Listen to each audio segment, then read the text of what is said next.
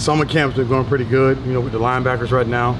We're doing a lot of rotation with the linebackers. Everybody's playing with the ones, everybody's playing with the twos. After the first scrimmage, we thought we had a good group of nucleus guys that can do a lot of different things, playing different positions, flying around, a lot of negative plays. For us to be successful on defense, we got to create negative plays on defense. And after that scrimmage, we kind of felt like we created some more negative plays than we thought. But we're excited about the group, excited about the direction we're going. Like I told the guys the other day, we don't have a starting lineup. Everybody's played with the ones, everybody's ran with the twos, everybody's been with the threes. It's about getting better and building that depth at linebacker.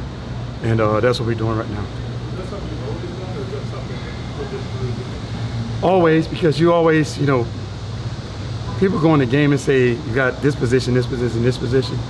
But realistically, you play the best guy. It's not just because you play the middle linebacker, you're the next best guy. Whoever's the best guy, so you train everybody that way, and that's why you get your best guys on the football field. What kind of difference has the weight loss made for DJ in the practice setting?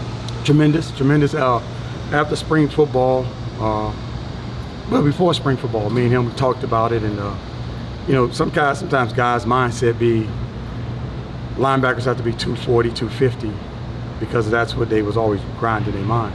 And I told him, you're an athlete, you played fullback, you was a wrestler in high school, and so why don't you take it upon yourself and, you know, cut some weight off? I say, just need you to, by spring football over, be around about in the 238s, 240s, and he did. And then as summer went on, he got down to 232, and it's made a difference in him, and he felt like he made a difference. He's still strong, still physical, but he feel like he can run a lot better and he can make more plays, and we use him at different positions now. So he's excited about this opportunity to do those things. Was it one of those things that was really noticeable to him pretty quickly, and he was like, Coach, this is a great idea? Well, you know what, it is, but you know, our strength room do a tremendous job of making sure that we do all the right things on the off season, and also our nutritionist. She does a tremendous job of making those guys understand what can get you the weight gain, but also how you can cut the weight off but keep your muscle tone. And they've done a tremendous job there with him, and he's about all the rules and all the things that they've given him on the off season to eat at home and do all those type of things. In what ways has Caitlyn DeLoach continued to improve since last season concluded? Well, he's continued to improve on overall as a person, what he's doing. You know, getting guys lined up, making plays, doing those type of things. But he knows that every day he has to be his best, because at linebacker, those guys are really competing right now, and those guys are doing a tremendous job. So he's always on top of his game, always doing his best.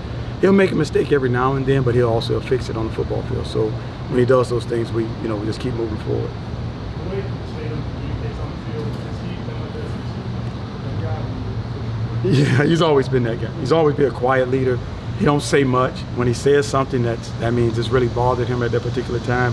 But on the football field, you'll see him directing traffic a lot. That's just in him, because his mindset is everybody be on the same page, and he does a tremendous job for us. And again, guys lined up, but also communicate with the secondary and the linebackers. Brent?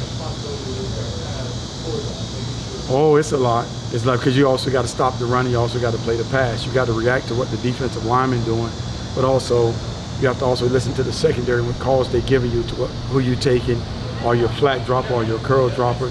So it triggers your mind all the time. You got to be very snap on to it, just react to what they say.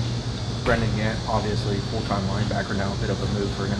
How has he come along during the preseason? What does he bring to that group? BJ's done a tremendous job for us. He's playing all three positions, but also on nickel situation we use him also, because he's still a DB in his mind sometimes. But now I talked to him the other day, he said, now I'm a linebacker now. I done gained some weight, so I feel good.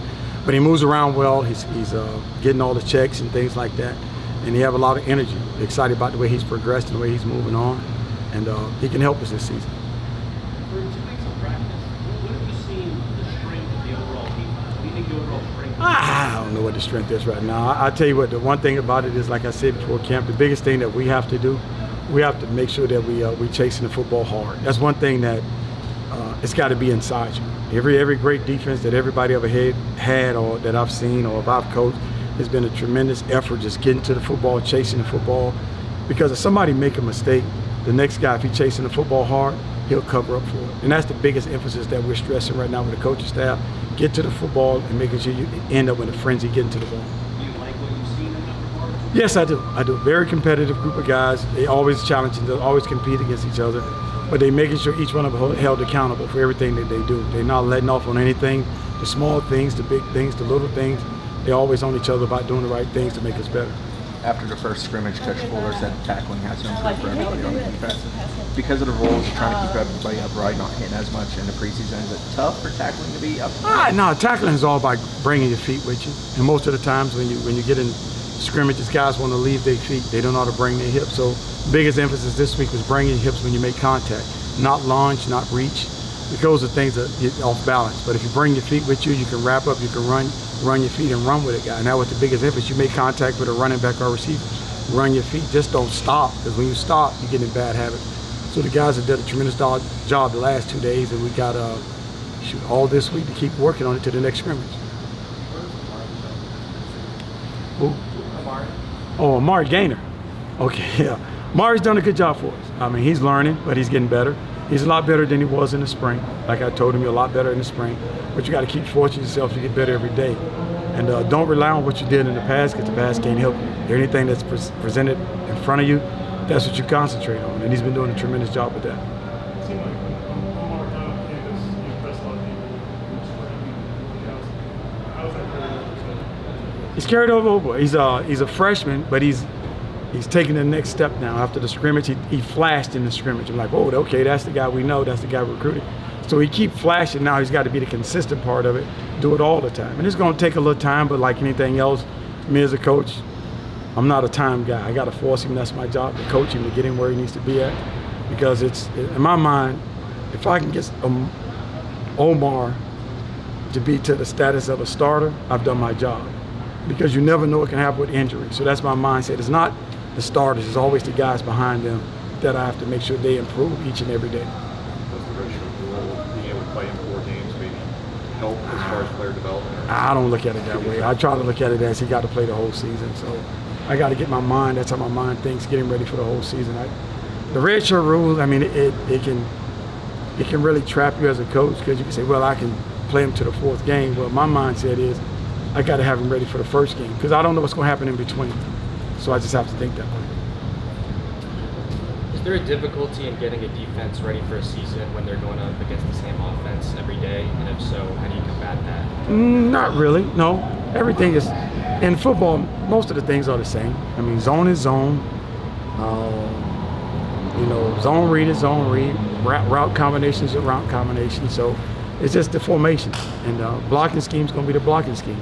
You may have 1 or 2 different things, you just have to adjust. So, if you stick to the fundamentals and the techniques of what you're doing in the individual drills, anything that you see down the road, you should be able to handle.